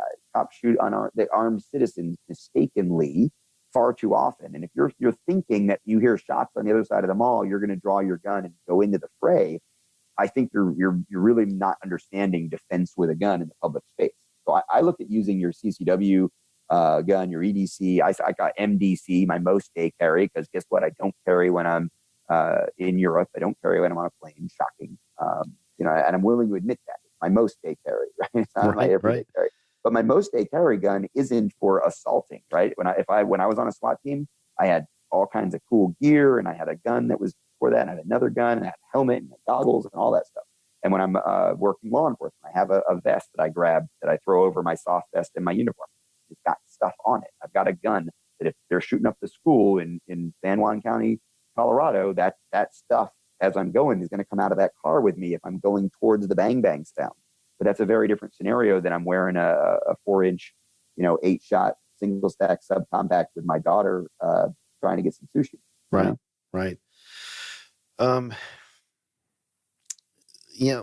Here's a scenario question, and this is also just this helps our listeners connect with you and avail themselves of the services that you offer. But suppose that I come to you and I'm either the head of one of these organizations, be it a religious institution or maybe even just a workplace, or I'm just David, Joe Citizen, and I'm worried about being better prepared to defend myself and my family. And I come to you and I say, hey, Rob, how can you make me better prepared to deal with an active shooter scenario? How would we start that journey? What would you plug me into out of your curriculum to begin that? The first thing I would do is ask kind of a few questions, right? Like you kind of, I'd assess your physical fitness if it's an individual. If it's your whole environment, I'd assess it differently. But physically, are you ready to run? Right? Are you ready to pick up your kids and move? Right? Like physical fitness is important. I would ask you about do you carry a gun right now? Do you carry a flashlight right now? Do you carry a medical? I wear my ankle medical kit. I took it off. I got back from the range today, but that's it right over there. My medical kit. I've got my bag right here. Like I said, my bag. This bag, I just spent most of the last month in Europe, right? And I've got a body armor panel in here, and this bag was with me on the planes. It's with me wherever I go. I've got, like I said, carabiners, quick draw. I've got a little flashlight right here. I've got a safety cutter right here. Hard metal pen there. I did lose one metal pen in Nuremberg. That was kind of a long story. I've got a second medical kit, ankle medical kit here, tourniquet, pressure dressing, hemostatic, all that stuff. I've got the wedget I was talking about. I've got some cordage because the wedget works really well for inward opening, but you need to secure this. You can use some of it. Sometimes you can hook on this, or you can hook this on something else and use the cordage for an outward opening door. So I've got this stuff here, right? Like carrying that stuff around isn't hard, right? I'm about as mobile as it gets, and wearing a suit sometimes, wearing jeans a lot of the time, wearing range clothes some of the time. If I can carry this stuff around, I went to New Mexico. I went to Old Mexico. I went to Mexico for New Year's Eve on 11 hours notice. I flew down with nothing but a backpack, and I was wearing a full tux with the right shoes at the party. So with all the medical stuff too in that backpack. Wow. If I can manage to get down to Mexico and be on the beach in a tux with medical kit and body armor, you can figure out how to carry a flashlight. Yeah. So I really, that's the first thing I tell people is like, if you're not figuring out that stuff, And I'm not worried about your EDC. I'm not worried about your karambit. I'm not worried about 2 is 1 and 3 is something and 1 is, I'm not worried about this right. crap about how many extra magazines you're carrying or your, muzzle brake weight on your subcompact 9mm pistol. Doesn't matter to me if you're not doing all that. I think you're just kidding yourself if you're talking about active shooter stuff, right? Yeah. This is the kind of stuff, because the medical response is somewhere. We had 2 guys, male and female. I'm from Jersey, so everybody's guys like y'all, right? But right. I had 2 people that are certified instructors in our programs at the Las Vegas massacre, right? At the Las Vegas killing. They were in the crowd. One of our guys took a round off of his cell phone in his cargo pocket. One of the other people that was with them took a round through the leg. But 2 of the people there had this exact ankle medical kit. And they took them off. They started doing the first aid thing. They both were they had more advanced training in medical stuff too.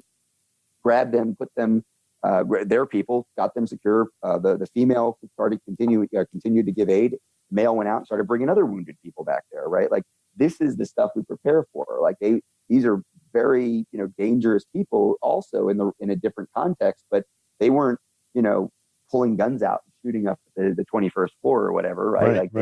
They were responding. They were doing things they had trained and practiced to. So that's really the first real conversation I have with you. Because guess what? By the way, if that plane hits kind of hard and skips, there's going to be people that could use that medical attention, right? If a car rolls over in front of me on the highway and I get out, kid bleeding, I'm gonna be glad I have that stuff. I'm not going to shoot the kid's, arterial bleeding. Right. If you get the flash, that's why I carry +P in a 4-inch gun, because the muzzle flash will cauterize the wound. No, it's not. Right. So like, that's not a thing. Okay. So those are the conversations I have. Now, if somebody does say, yeah, I carry a gun every day, cool. Well, let's talk about how you would use the gun. I get the same conversation. You're not sniping somebody with your 380 bodyguard pocket carry, across the soccer stadium. So we have to have some realistic kind of where do you really make an impact in your life in terms of preparation, awareness, medical skills, and the forethought and the physical fitness to be able to evade and to get your family and talk about meet up somewhere. And I don't mean rally points on maps that are, you swallow them and 2 days later you'll know where to go. We're talking about just the closest Starbucks, right? You're in any city, in any modern city in Western civilization, the second closest Starbucks to the east, and you just found a rally point, right? Right. Everybody, it's very, very easy to do some of this stuff, and it doesn't require huge shifts in lifestyle or huge expense. Learn how to use the medical gear. Think about your physical fitness. Think about evading. Think about how you would barricade, and then also be prepared to fight. And that's important. That's the next step. And when you mentioned corporate or schools, obviously we go in and we do those assessments, and that's the number one thing. Figuring out how to stage medical gear, how to stage, set the building up so it can be barricaded without violating fire code or whatever. But a lot of our places have been set up through crime prevention through environmental design. CEPTED is the acronym. Places have been set up to control movements and to make things very easy in some ways, but also to make other things really hard. Like, you go into the casino, it's not easy to just accidentally wander into the back, area where they're mixing the drinks to bring out the gaming tables. But if you look around, there is a place where the girls with the drinks keep coming and going from. That's probably a really good place to go hide if somebody starts shooting at the casino, as opposed to like waiting in line at the elevator. Yeah. And you just got to think about that kind of stuff ahead of time, and get your awareness up. And then if you are carrying the knife and you are carrying the gun and you are thinking about those kinds of things, and just remember that the fundamental application, right? Like if it's, this is, let me do this here. So if you carry a gun, there's, like I just drew a little thing because you guys are on video and you'll be able to see this and sort of get the point, right? Like you have like 5 by 5 inches this is your whole life of conflict. Forget about it. Your whole life is like the whole wall behind you, right? Mm-hmm. This is life of conflict. And this whole piece of paper here, this whole cardboard thing here, that's conflict in which you engage, whether it's verbal or anything else. This little box up here, that's like physical violence for most people. And somewhere up here in the corner of that little box that's like a centimeter by a centimeter is a dot of ink that you can't even see on the computer camera of when you might actually need to use your gun. Right. It's like 1/100th of that. Yeah. And somewhere inside of that dot is you might need to use your gun in what we would consider a spree killing, mass shooting, whatever. And so how much time are we going to spend on that, as opposed to you might come across somebody that needs CPR and is bleeding profusely. Let's really put this stuff in perspective. Yeah. Rob, this is what I like about you and your approach to this stuff is that you give it a lot of thought and there's a why behind it and it's very practical. So, yeah. Golly, I think at this point, what I'd like to do, because I know that you're a busy man, you've got things going on this evening. We appreciate your time. Why don't you tell us a little bit about ICE training and how folks can connect with you online and take advantage of the classes that you teach if they want to follow up on this conversation and get more? So I appreciate that opportunity. Personaldefensenetwork.com really is the first place I send people because it is. I looked at we did a live event for our platinum members. We have a few different levels of membership. I was in a live event and I was sort of, it's very interactive, and I was looking at the chat, and we do kind of private distance education classes. And one of them said something like, they asked a question, and the follow-up was somebody else jumped in and they were like, well, you even visit the actual the PDN site? And the guy was kind of giving the other guy a little static, but to make that guy's point, I said, yeah, like, I get it. I'm here right now asking that question. That's cool. But the guy, he actually had said he watched this video 2 weeks ago and he's been wondering. Well, he had 2 weeks. And I backed out. I have a big smart screen in the studio, and I backed out to our search engine at personaldefensenetwork.com and just put the exact words that he was asking about in there, and it went to the search engine. It came up with 4 videos and 2 articles right away that really would have at least given him a start when he doesn't have me sitting in his living room until 2 weeks later. He could have figured it out. And as part of that conversation, I check every once in a while. We have 121 pages of content when you search. So it's 8 to 10, depending on how big they are, 8 to 10 items per page, articles or videos at that website. And we've been creating that content since 2005. It's not just me. It's some of the best instructors in the community over that last 15 years. And we've got material on there from, Mike Seeklander, Tom Gibbons, Caleb Causey, Craig Douglas is on there. There's a lot of the guys that teach with me at I.C.E Training. I've spent this huge amount of time, effort, and energy to recruit people who I think are some of the best voices and advocates and educators in our community, as well as my own information. And we put this thing together where that's where you go, because quite honestly, there's going to be a little pop-up window that says, sign up, become a premium member. I tell people, close the premium member window. Just ignore that for a minute. Use the search engine, go to the new videos, go to the new articles, look at what we're saying in the blog. If you go there 3 or 4 times this week, go there next week. If you're still there in 3 weeks, become a premium member, because now our free content is so of those 121 pages, maybe 60% of it's free. But there's the premium content goes deeper, and then the gold level membership gets you discounts to distance education and some special private chats and things like that. And then the platinum membership is actual full on distance education, interactive. I look at your work, I look at your videos, I look at the pictures you send in of your medical kit. We talk about it with this group, and there's about 1,500, and usually we'll get about 100, 150 that check in for the live. So it's pretty cool. But there's so much free stuff. That's the first place I send people. If you look at I.C.E Training Company, is almost like when I talk about brands or projects, Avidity Arms, the Gun Project, 2AO, the politics, WTTA, the charity and mental health awareness, USCCA. I just wrote the live fire curriculum for USCCA a couple years ago, and they're known for their insurance programs and things like that. But they wanted to do a live fire program, and we have that. They know that I've been doing it for years, and I've been on their advisory council and worked with them for years. They said, we want to tweak that. It was great. It gave me an opportunity to improve what we've been doing and sort of revisit the curriculum and rewrite it for kind of an entry level CCW permit type instructor. And we've got 2 levels there already. So there's all kinds of places you can find this information, as you said, kind of concept based information that answers the why, being taught by other people or provided to you without showing up at a class.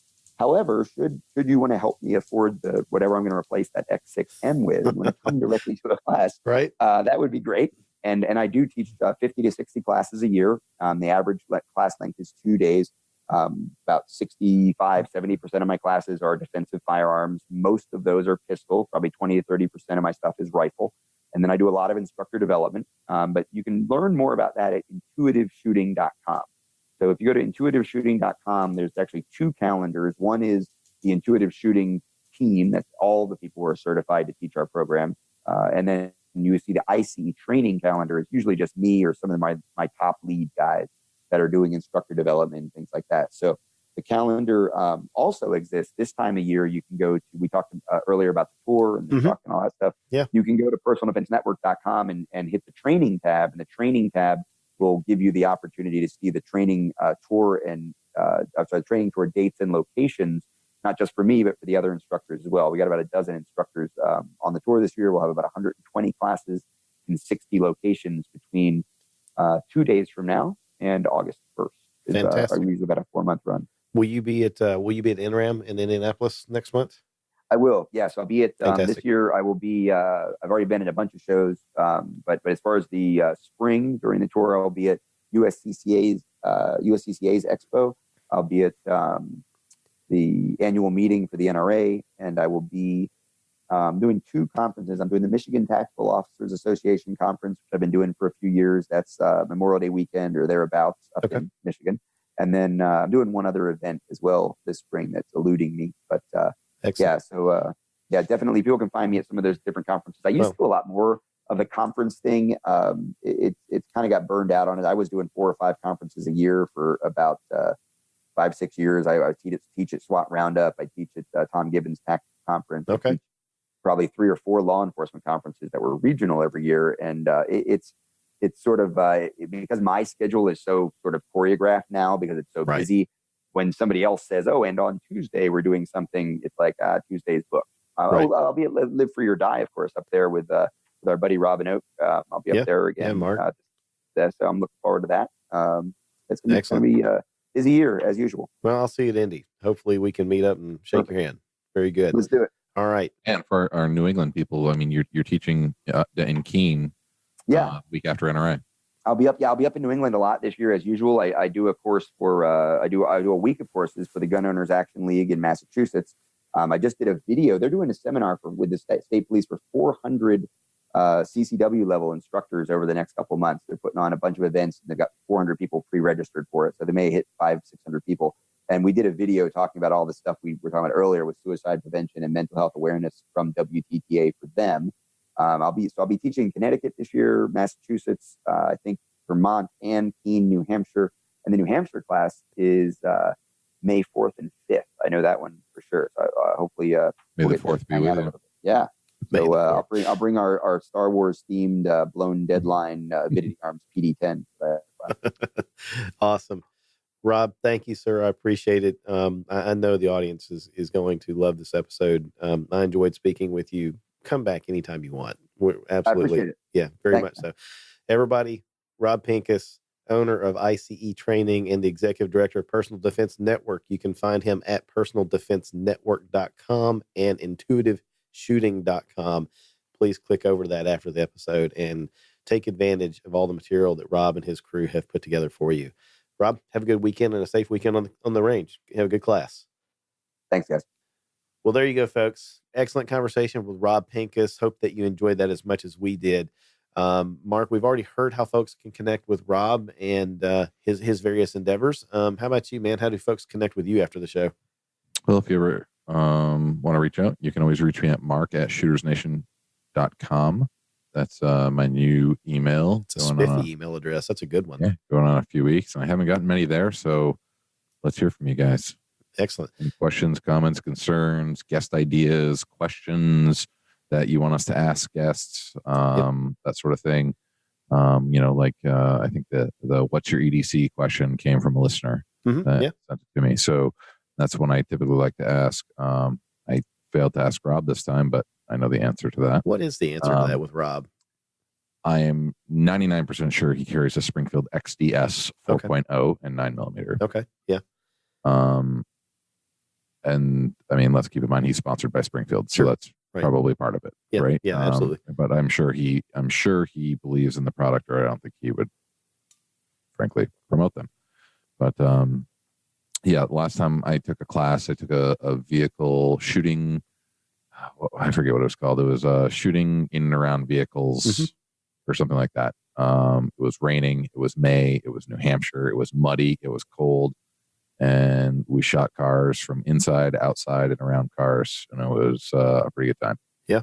Awesome. Yeah, and he was carrying XDS then. I've seen many pictures of XDS, so I'm pretty confident. The XDS gets a rap for some reason. I mean, I know I've kind of knocked on the show before, but I've got 2 of them in this house still.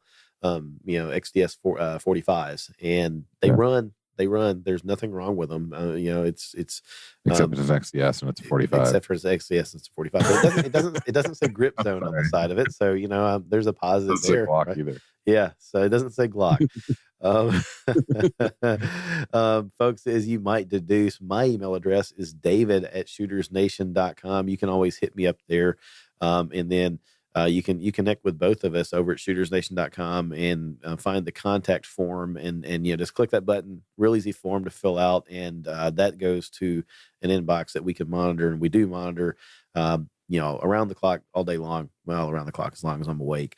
But anyway, awesome. And then of course you can connect with Mark over at squaredawaycustoms.com and fill your shopping cart up with all sorts of goodies, not only Kydex holsters and carry accoutrements that they are known for, but a wide variety of other things: polymer 80 frame slides, barrels, can koozies, optic sights, triggers, pretty much anything you need to build a polymer 80 pistol we have available now. Yeah, and a newly expanded website with a lot of other neat, cool stuff. So you guys need to go over to Squared Away Customs and check it out, see what they've done over there.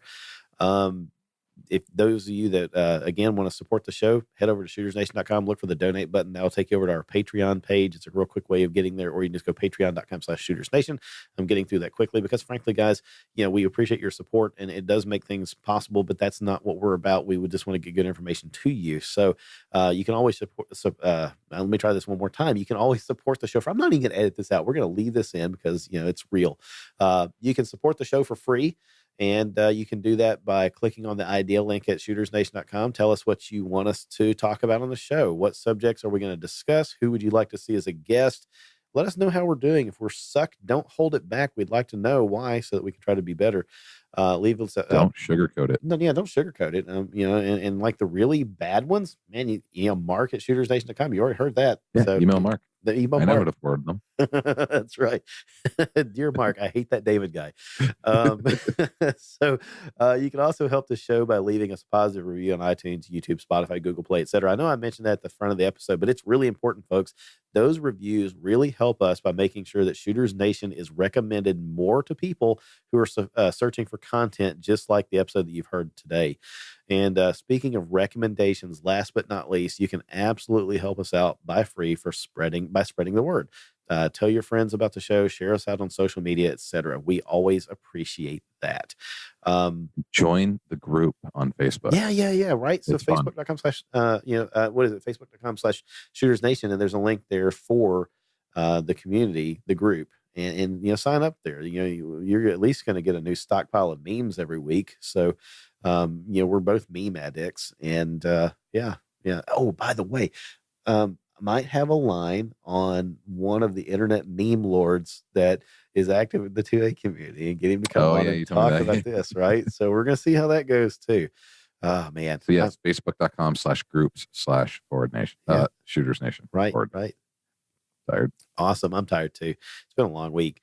Well, folks, that's it. Hope you enjoyed the episode. Let us know how we're doing. Really do want to know. But until we talk to you folks again, man, you know what? After the conversation with Boone and Bill last week, I almost don't want to tell people to be safe out there. I almost want to tell them to be dangerous, right? Be dangerous, right? So is that wrong? That's kind of a new best thing. It's like the new angle of Shooters Nation. Be dangerous, responsibly dangerous. I don't know. Be safe. We'll stick with be safe. Be safe out there, folks. We'll talk to you again soon.